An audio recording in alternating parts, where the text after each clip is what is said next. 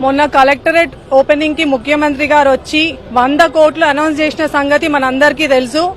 So మన నగర అభివృద్ధికి కృషి చేసి 100 కోట్లు తీసుకువచ్చి ఆ 100 కోట్లు ప్రతి కార్పొరేటర్ కి ప్రతి డివిజన్ కి డిస్ట్రిబ్యూట్ చేస్తానని చెప్పిన గౌరవ ఎమ్మెల్యే గారికి మేమందరం భారతీయ జనతా పార్టీ తరఫున ధన్యవాదాలు తెలియజేస్తున్నాం.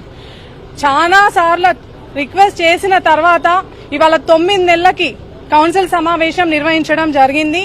ఇందులో చాలా ముఖ్య అంశాలు కూడా చర్చించినాము. అందులో చాలా ముఖ్యమైనవి మీ ముందర నేను చెప్పడానికి సిద్ధంగా ఉన్నాను. అందులో the first thing is Rasheed and Kaleem ఇద్దరు రిటైర్డ్ ఎంప్లాయీస్ వాళ్ళు ఇంకా కంటిన్యూ చేస్తా ఉన్నారు. ఇది గత సంవత్సరం కౌన్సిల్ సమావేశంలో ఎమ్మెల్యే గారికి చెప్పడం జరిగింది.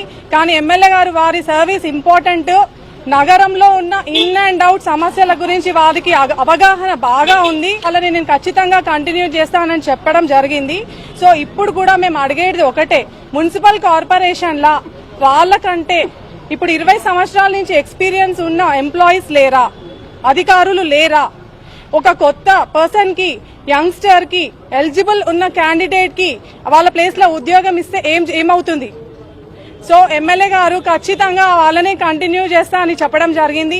ఇక రెండవ విషయానికి వస్తే, లాస్ట్ ఇయర్ కాంట్రాక్ట్ వర్కర్స్ వాళ్ళు 330 మందిని రిక్రూట్ చేయడం జరిగింది. ఇప్పుడు ఇవాళ చూస్తే గ్రౌండ్ పైన 330 మంది లేరు. 30 మంది జవాన్లు పోను 6 సర్కిళ్లకి మొత్తం ఒక్కొక్క సర్కిల్ కి 55 చొప్పున ఈ కాంట్రాక్ట్ లేబర్ ని ఇవ్వాలి. కానీ ఒక్కొక్క సర్కిల్ కి 55 మంది లేరు గ్రౌండ్ పైన. వాళ్ళని ఎవరైతే అబ్సెంట్ ఉంటారో వాళ్ళని ఉద్యోగం నుంచి తీసేసి మళ్ళా వాళ్ళ దగ్గర నుంచి డబ్బులు తీసుకొని వాళ్ళని మెయిన్ ఆఫీస్ లో రిక్రూట్ చేయడం జరుగుతుంది. ఇవాళ ఒక ఆర్ఐకి, ఆర్ఓకి, మేనేజర్లకి, బిల్ కలెక్టర్లకి కూడా 3-4 అసిస్టెంట్లు ఉన్నారు మెయిన్ ఆఫీస్ లో. సో గ్రౌండ్ పైన ఉన్న లేబర్ లేకపోతే గ్రౌండ్ పైన ఆ ఏరియా ఎట్లా క్లీన్ ఎట్లా అవుతుంది? ఈ విషయం కూడా మాకు గౌరవ మేయర్ గారు దీనికి సమాధానం చెప్పాలా. ఇక మూడో విషయానికి వస్తే, ఇవాళ మేము 28 మంది కార్పొరేటర్స్ ని 18 అవ్వడానికి కారణం ఏందో గౌరవ ఎమ్మెల్యే గారికి గుర్తున్నది అనుకుంటా. మా డివిజన్ అభివృద్ధి జరగడం లేదు.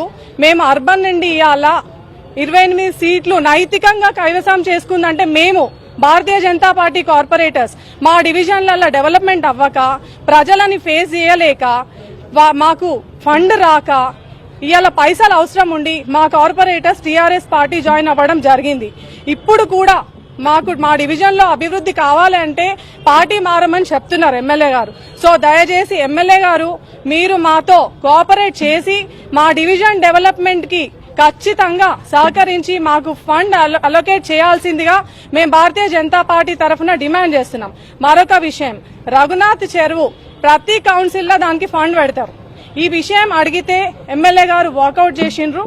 దీన్ని మేము ఖండిస్తా ఉన్నాము. హాయ్ ఫ్రెండ్స్, మా టుడే టుమారో యూట్యూబ్ ఛానల్ చూస్తున్నందుకు చాలా థ్యాంక్స్.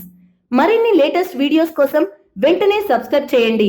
అలాగే ఈ బెల్ ని కూడా రింగ్ చేసేయండి. మా నోటిఫికేషన్స్ అన్ని మీ మొబైల్లో వస్తాయి. అలాగే మా వీడియోస్ మీకు నచ్చితే లైక్ చేయండి, షేర్ చేయండి, నచ్చకపోతే కామెంట్ చేయండి.